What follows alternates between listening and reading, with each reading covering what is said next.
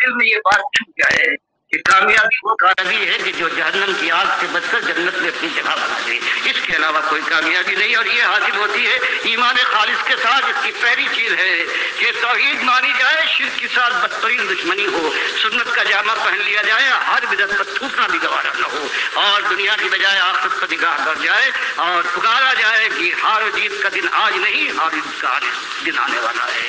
सब कहीं जाने के बाद ये सारी दुनिया की मुश्किलात हैं, अल्लाह के दीन के खिलाफ सारे यकजा हैं।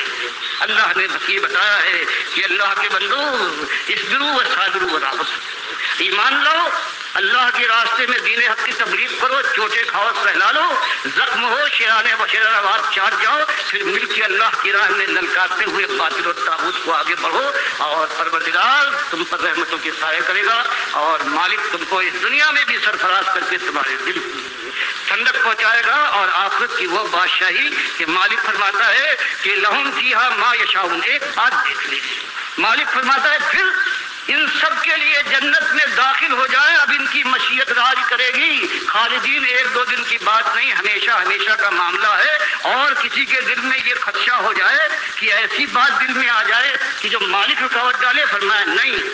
काना अला रब्बी का वादा मसूला, मालिक तुमसे वादा करता है कि अगर कोई तुम्हारी आरज़ू, तुम्हारा हुक्म, तुम्हारी मशीयत जो तुम चाहो न हो, तो मालिक हक देता है कि मालिक को वादा याद दिलाओ कि परवरदिगार तुमने ये वादा किया था और वादा पूरा नहीं हुआ। ये तो ये आ गया जो चाहोगे। और उसके बाद सूरह काफ में मालिक इससे बढ़कर बयान फरमाता है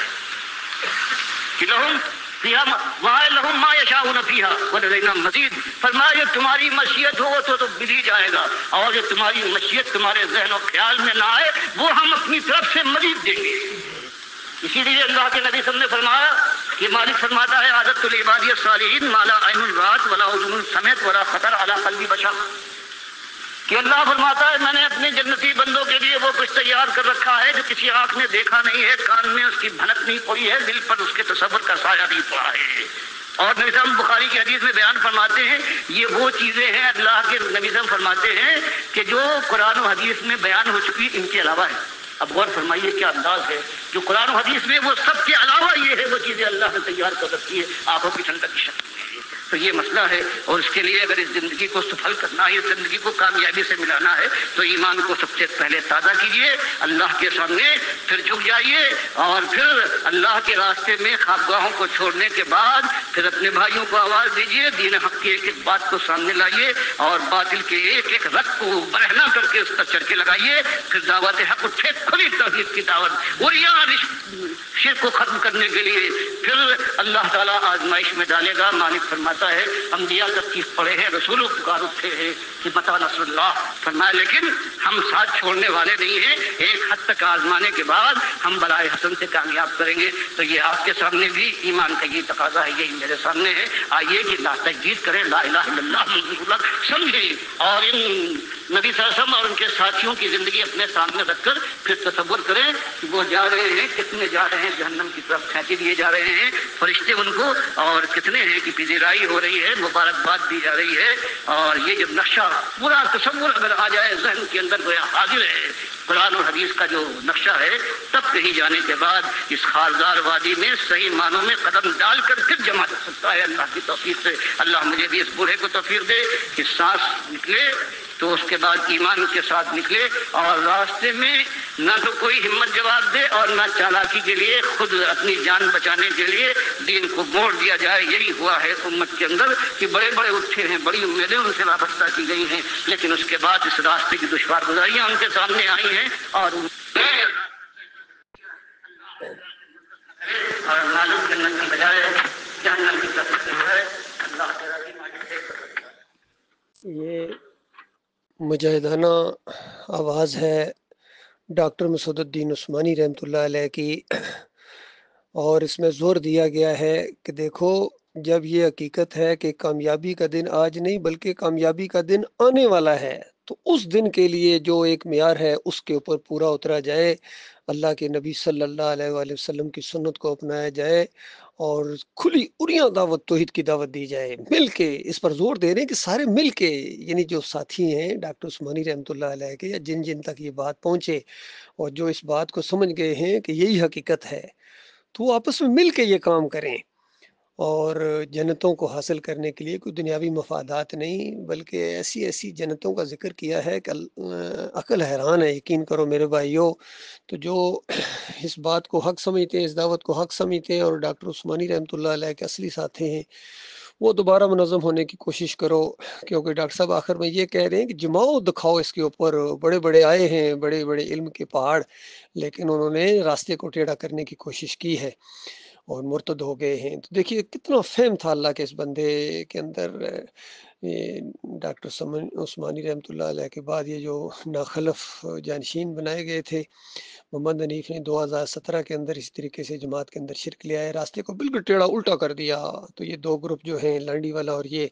عبداللہ عمر دورانی والا، یہ تو شرک کے اندر چلے گئے، یہ تو گئے فارغ ہو گئے۔ باقی جو 3-4 گروپ ہیں ان کو بھی چاہیے کہ اکٹھے ہونے کی کوشش کرو اللہ کے بندو۔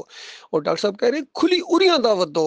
تو یہ اریاں دعوت کیسے آئے گی؟ پوری دنیا کے سامنے یہ دعوت، آج کل سوشل میڈیا کا دور ہے، اس کو بھرپور طریقے سے استعمال کیا جائے اور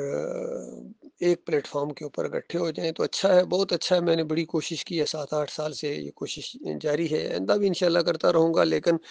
کم از کم آپس میں تو اختلافات نہ کرو۔ جو جہاں ہے وہاں رہتے ہوئے یہی توحید کی دعوت کا ایکسیلیٹر دبائے، بازاروں میں، گلیوں میں، بسوں میں، ٹرینوں میں لٹریچر تقسیم کیا جائے، دعوت اللہ کھل کے آئے سامنے، اور جو صحیح معنوں میں شہادت کے شوقین ہیں اور دین کے غلبے کے لیے وہ ایک کوشش کر دینا چاہتے ہیں، وہ میرے قریب ہونے کی کوشش کریں۔ انشاءاللہ میں کبھی آپ کو مایوس نہیں کروں گا، ایمان خالص سے کبھی ہٹنے نہیں دوں گا انشاءاللہ، اور اس دعوت کو انشاءاللہ اللہ تعالیٰ مضبوط کرے گا، اور مخلص اور باصلاحیت لوگ جن کے دلوں میں صحیح معنوں میں سچی اللہ کے ساتھ محبت ہے، یہ صرف دعوے نہیں چلیں گے، سچی محبت ہے اللہ کی اور مخلص مومنوں سے محبت کرتے ہیں، وہ اکٹھے ہو جائیں۔ اللہ تعالیٰ ان کا رخ میری طرف کر دے اور میرا رخ ان کی طرف کر دے، اور پھر یہ اللہ کے راستے کے یہ مجاہد یہ مل کے اللہ کے دین کی دعوت اٹھائیں، اور اللہ تعالیٰ اس کو کامیابی سے امکنار کرے گا، اور زمین وہ منظر دیکھے گی، کفر شرک کا جنازہ اٹھے گا اور ہر طرف توحید کا دور دورہ ہوگا۔ پاکستان کو صحیح معنوں میں پاکستان بنایا جائے گا جب شرک اور کفر کا یہاں نشان نہیں ہوگا، کوئی مزار نہیں ہوگا، کوئی پیری مریدی نہیں ہوگی، عرس اور میلے نہیں ہوں گے، جمہوریت نہیں ہوگی، اور پھر اس نظام کو پوری دنیا کے اوپر گویا پوری زمین پاک ہوگی شرک سے، نہ یہودیت رہے گی، نہ نصرانیت رہے گی، نہ ہندو رہیں گے، نہ سکھ رہیں گے، ان میں سے سارے جتنے بھی ہیں یا تو اسلام قبول کریں گے یا اسلام ان کے اوپر غالب آ جائے گا اور جزیہ دے کے زندگی بسر کریں گے۔ اللہ تعالیٰ وہ دن دکھائے جس کا راہ دیکھتے دیکھتے زمین کی آنکھیں پتھرا گئی ہیں۔ یہ خواہش ہے، یہ کوشش ہے، باقی اس میں کہاں تک ہم کامیاب ہوتے ہیں یہ تو ہمارا مالک جانتا ہے، لیکن مالک کے دین کا تقاضا یہی ہے، ایمان کا تقاضا یہی ہے۔ سب کچھ ہم سمجھ گئے ہیں، توحید کو سمجھ گئے ہیں، شرک کو پہچان گئے ہیں، اور ایمان کے تقاضوں کو بھی پہچان گئے ہیں، پھر بھی اپنے مالک سے دعا ہے مالک ہم کمزور ہیں، ہم کمزوروں کا ساتھ دیں، اور ان سارے کافروں کے اوپر، مشرکوں کے اوپر، مرتدوں کے اوپر، باغیوں کے اوپر، انتشاریوں کے اوپر اللہ تعالیٰ میں غلبہ عطا فرمائے۔ آمین یا رب العالمین۔